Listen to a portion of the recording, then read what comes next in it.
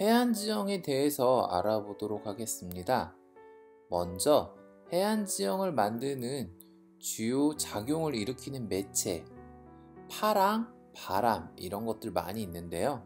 그 중에서 먼저 파랑을 한번 알아보겠습니다. 파랑은 영어로 wave, 쉽게 얘기하면 바람이 바닷물한테 불잖아요. 그러면은 위로 올라갔다 내려갔다 위로 올라갔다 내려갔다 이런 식으로 하면서 꼬불꼬불해지면서 육지로 옵니다. 이런 것들을 파랑이라고 합니다. 파랑. 바람이 부니까 물결이 치죠. 그래서 이것이 육지로 다가오면 파랑이라고 하고요. 이 파랑이 침식을 일으키기도 하고 퇴적을 일으키기도 합니다. 두 번째로 연안류라는 게 있습니다. 연안류라는 것은요, 해안선하고 완전 평행하게 이런 식으로 흐르는 물을 연안류라고 하는데요. 사실 파랑은 지구가 23.5도 기울어져 있기 때문에 약간 기울어진 형태로 다가오고요. 해안선하고 평행하게 연안류가 흐릅니다. 이 연안류가 주로 퇴적을 많이 일으킵니다. 세 번째로 조류라는 게 있습니다. 조류는 밀물과 썰물을 말하고요. 상식입니다. 서해안은 밀물과 썰물이 많죠. 동해안은 적습니다. 네 번째로 해안 지형을 만드는 주요 작용 중에 바람이 있고요. 이 바람은 해안 사구를 만드는 데 결정적인 역할을 합니다. 다섯 번째, 집안에 융기가 있었습니다. 밑에서부터 위로 올라가는 것. 우리나라는 신생대 3기의 경동성 요곡 운동의 영향을 받아 동쪽은 융기량이 많고 서쪽은 융기했지만 융기량 자체는 적었다고 했습니다. 그래서 동쪽은 주로 융기해안, 서쪽은 침수해안이라고도 합니다. 마지막으로 기후의 변화가 있습니다. 간빙기에서 빙하기가 되면은 해수면의 높이가 약 100m 정도 낮아집니다. 이런 것들은 해안 당구의 형성에 큰 역할을 미치고요. 고가만 알아보겠습니다. 고시란 육지가 바다 쪽으로 툭 튀어나와 있는 곳들이 있습니다. 육지가 바다 쪽으로 튀어나와 있는 곳. 이곳은 파도가 기울어져서 올 때 주로 집중이 돼서 모여집니다. 그래서 파도가 많이 모이기 때문에 집중이 되기 때문에 침식이 주로 일어나고요. 침식이 일어나기 때문에 주로 암석해안이 만들어집니다. 반대로 곳과 곳 사이에 움푹 들어가 있는 곳, 바다의 파도가 최대한 늦게 도착하겠죠. 파도가 분산되기 때문에 이곳에서는 주로 퇴적이 많이 일어나고요. 모래가 쌓이면 모래해안, 서해안은 이제 뻘이 많이 쌓여서 갯벌해안, 곧에서는 침식, 만에서는 퇴적. 중요하니까 반드시 알아두시기 바랍니다. 몰라도 될 것 같지만 혹시 궁금해 하시는 친구가 있을 것 같아 설명을 드리겠습니다. 서해안은 동해안보다 섬이 많습니다. 파도가 치는 것을 섬이 막겠죠. 그래서 파도가 모래를 운반하지 못합니다. 밀물과 썰물도 또한 동해안보다 크죠. 그래서 서해안은요, 하천의 공급 물질이 바다로 가면은 다시 이게 밀물대 들어옵니다. 그런데 동쪽이 높고 서쪽이 낮고 동쪽에서 서쪽으로 흐른 하천은 유로도 굉장히 길다고 했습니다. 그래서 굉장히 작은 물질이 바다까지 도착하는데 도착한 것도 다시 썰물대 바다로 멀리 빠져나가고 밀물대 다시 들어옵니다. 그래서 만들어지는 것이 갯벌입니다. 그래서 서해안은 갯벌해안이고요. 우리나라 갯벌의 85% 정도가 서해안에 있습니다. 해안 침식 지형 알아보도록 하겠습니다. 일단 해안 침식 지형은 주로 동해안에 많습니다. 동해안에 많고요. 서해안이나 남해안 같은 경우에는 바다 쪽으로 그래도 좀 튀어나와 있는 곳들이 있습니다. 많이 튀어나와 있는 곳, 앞에 섬이 가로막지 않는 곳들, 이런 곳에서 주로 발달합니다. 해안 침식 지형의 첫 번째 지형, 해식동굴입니다. 파도가 밑을 치면은 밑에를 많이 깎겠죠. 이런 식으로 파랑의 침식으로 만들어진 것, 이것을 해식동굴이라고 합니다. 파도가 밑에를 쳐서 구멍이 뚫리면 동굴이 만들어지겠죠. 해식동굴이고요. 오른쪽에서는 이제 격포 채석강에 있는 해식동굴에서 찍은 동굴뷰라고 하는 사진입니다. 해식동굴을 계속적으로 파다 보면은 어느 순간이 되면 동굴의 위 천장 부분이 있을 거 아닙니까?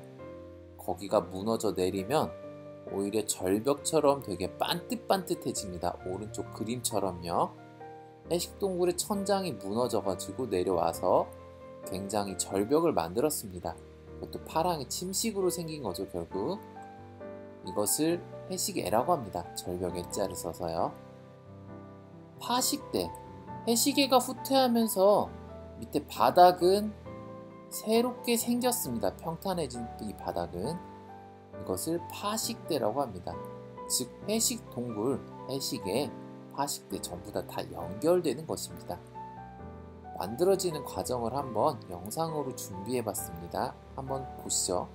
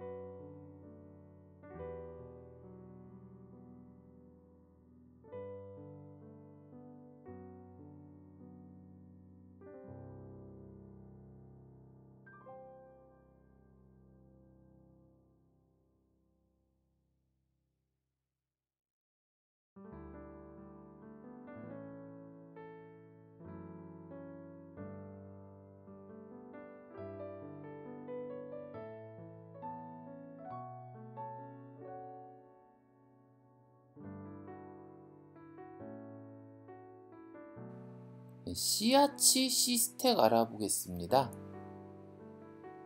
해식동굴의 구멍이 계속 뚫려가지고 완전히 아치 모양으로 뚫려버리면 이것을 씨아치라고 합니다. 그러다가 씨아치 위에 있는 이 상부까지 무너져 내려버리면요, 씨스텍이 됩니다. 네, 원래는 이런 식으로 위에 그림을 보시면은 오리지널 랜드 서페이스, 씨스텍이 있었던 곳까지 전부 다 원래 이런 식으로 절벽이 있었는데, 해식 동굴이 뚫리고 씨아치가 생기고 그러다가 씨아치의 천장이 또 사라져 버리고 이런 식으로 해서 만들어집니다. 밑에는 이 결과로 만들어진 그림을 나타내고 있죠. 시스텍 씨앗이. 융기와 해수면 변동의 증거, 해안당구 아주 중요합니다. 한번 보겠습니다. 빙하기와 간빙기 반복된다고 예전에 배웠습니다. 간빙기 때는 현재와 해수면이 비슷하고요. 이때 파랑의 침식작용으로 우리 앞에서 배운 것 같이 해식의 파식대가 만들어졌었습니다. 빙하기가 되면요, 여기가 중요한데요, 해수면이 지금보다 약 100m 정도 낮아집니다. 그리고 융기도 같이 일어난다라고 가정을 하면 해수면의 하강, 융기에 의해서 파식대 해시계가 굉장히 높은 곳에 위치할 것입니다. 다시 빙기 이후에 현재 후 후빙기, 현재가 되면요. 해수면은 상승했죠. 옛날같이 간빙기처럼. 하지만 융기가 조금 일어났었잖아요. 그래서 결론적으로 보면 파식대가 예전 간빙기 때는 해수면 아래에 있었어야 되지만 지금은 높은 당구면이 되었습니다. 즉 집안의 융기, 해수면 변동에 의해서 해안 당구가 만들어집니다. 그림은 가장 유명한 우리나라의 정동진 해안 당구입니다. 배 같은 것들이 있죠. 여기가 당구면입니다. 관광지화 되어 있고요. 우리나라의 해안 당구는 대부분 강릉에서 울산 사이 구간에 많이 있습니다. 동해안 쪽이고요. 동해안은 융기가 많이 됐고요. 당구면에는 당연히 둥근 자갈이 존재하고 있습니다. 중요하죠. 당구면은 평평하니까 취락과 농경지, 또한 많은 관광시설 이런 것들로 이용되고 있습니다. 네, 시험에 아주 잘 나오는 지형도입니다. 하나씩 설명을 드리면 일단 여기서 가장 키워드는 정동진입니다. 정동진 하면 무조건 해안당구 반드시 알아두시고요. 검정색 화살표 부분을 보시면 이것이 뭐냐면은 해시계 표시입니다. 절벽을 뜻하는 지도의 기호인데요. 바닷가 동해안 쪽에 해식애를 의미합니다. 해식애가 절벽이라고 했죠. 그리고 해시계에서 바로 왼쪽을 살짝 보시면 간격이 굉장히 좁습니다. 이것은 이제 급경사라는 것을 의미하고요. 그 다음에 왼쪽으로 보시면 갑자기 완만해졌습니다. 뭔가 평평하다라는 거죠. 그래서 이것이 당구면을 의미하고요. 다시 당구면의 왼쪽으로 또 가보시면 파란색 화살표 급경사의 산지가 나오고 있습니다. 이걸 봤을 때 아래와 같은 형태가 머릿속으로 그려질 것입니다. 당구를 의미한다라는 지형도입니다. 꼭 알아두시기 바랍니다. 네, 이번에는 해안 퇴적 지형 알아보겠습니다. 그림을 자세히 보시면 이제 앞에서 배웠던 것들 해시계, 파식대, 시스텍, 해안당구, 해식동굴 보이고요. 그 밑으로 이제 해안 퇴적 지형입니다. 해안 침식 지형 앞에서 배웠던 것들을 좀 그림을 보시면 곳이죠. 듬뿍 튀어나와 있는 곳들. 그 다음에 지금부터 배울 해안 퇴적 지형은 사빈석포 해안사구, 육계도 이런 것들은요 주로 만입부에 형성이 되고 있습니다. 사빈은 파랑의 퇴적, 연안류의 퇴적으로 만들어진다고 했고요. 그림을 보시면 간석지, 사빈, 사구 이렇게 나와 있는데요. 간석지는 밀물 때 물에 잠깁니다. 하지만 사빈은 물에 잠기지 않습니다.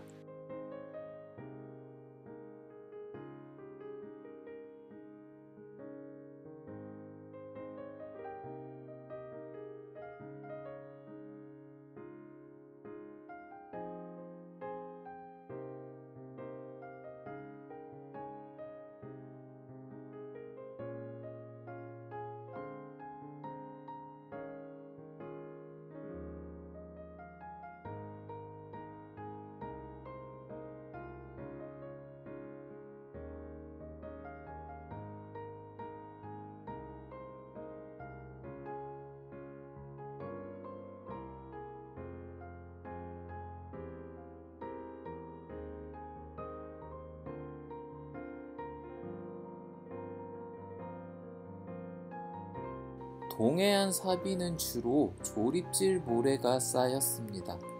하지만 서해안 사비는 서해안은 사실 사빈 자체는 거의 없습니다. 하지만 위치를 살짝 보시면 바다, 육지, 그림 보이시죠? 바다와 육지 중에서 뭐라고 해야 될까요? 포켓빛입니다. 즉 고가 같은 곳 중에서도 고가 뭐라고 해야 되죠? 곳이 좀 쪼개져 가지고 곳에서도 움푹 살짝 들어간 곳, 이곳에서 이 별표와 같은 곳에서 파도가 쳐서 깎인 거를 지금 이 사이에 이게 퇴적시킵니다. 화살표, 녹색 화살표 사이에 이걸 포켓빛이라고 하고요. 주로 이 별표의 침식물질이 쌓였기 때문에 크기가 훨씬 더 작습니다. 그래서 미립질 모래가 쌓이고요. 동해안은 조립질 모래, 서해안은 미립질 모래, 잘 구분하셨으면 좋겠습니다. 사구는 사빈의 모래를 바람이 불어서 쌓아요. 그래서 만들어졌는데 언덕처럼 만들어졌습니다. 사빈의 모래를 이렇게 바람이 쌓아서 만든 게 사구라고 했죠. 하지만 사람들은 모래가 집까지 이렇게 날아오는 걸 싫어합니다. 그래서 사구에 방풍림을 만들었고요. 방풍림 뒤에 이제 농경지와 취락을 보호시키고 있습니다. 겨울철에 북서계절풍이 불 때는 바람이 굉장히 셉니다. 그래서 사빈의 모래가 굉장히 잘 날려요. 그래서 특히 어디에 많이 유명하냐면 동해안과 서해안을 비교해 봤을 때 동해안 쪽엔 태백산맥이 있기 때문에 사구가 잘 발달하지 않지만 서해안은 사구가 잘 발달합니다. 특히 그 중에서도 이제 태안반도의 신두리 해안사구가 굉장히 유명합니다. 사구에도 많은 기능이 있습니다. 사빈의 뒤에 위치하고 있고요. 모래를 저장하는 기능도 있고, 해일의 자연 방파제 역할, 이기생물의 서식지, 지하수 정화 역할, 저장 기능 이런 것들도 많이 있어서 중요합니다. 사빈보다 바람에 떠야 되기 때문에 입자가 작을 것 수밖에 없습니다. 네, 그림과 같이 사빈의 뒤에 사구가 존재하고요. 사구의 뒤에 이제 마을이 존재하는데 이 마을로 모래가 날리는 걸 막기 위해 방풍림, 특히 우리나라는 소나무 같은 것들을 많이 만들었습니다. 신두리 해안사구의 실제 모습입니다.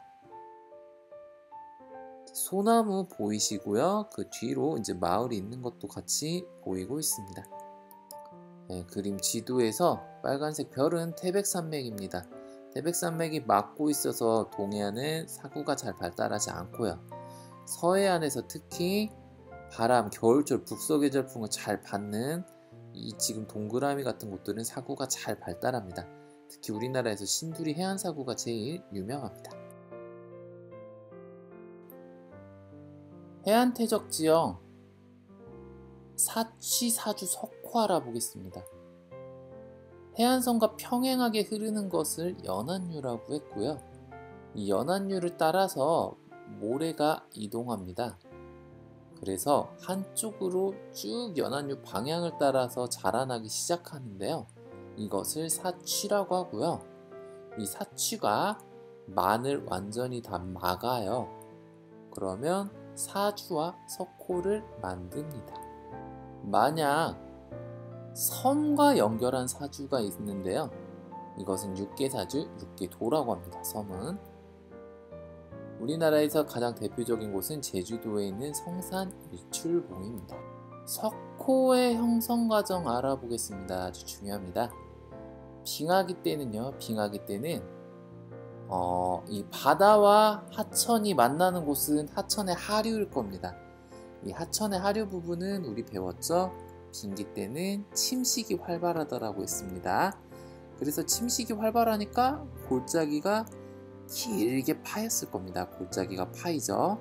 그래서 빙하기 때는 골짜기가 형성된다. 이게 후빙기가 됩니다. 후빙기가 되면은 열받아서 저기압돼서 비 오고 바닷물 높이 높아진다라고 우리 배웠습니다. 해수면 상승하죠. 그러면 빙하기 때 파였었던 골짜기가 물이 들어오기 시작합니다. 그래서 지금 그림을 보시면 곳도 만들어지고 만도 만들어졌죠. 후빙기에 그리고 우리가 앞에서 배웠던 것과 같이 연안류에 의해서 사치, 사주, 석호 이런 것들이 만들어지기 시작합니다. 석호와 관련해서 같이 알아두면 좋을 내용들 몇 가지만 좀 소개하겠습니다. 아까 강릉에서 울산 사이에는 해안당구가 많다고 했고요.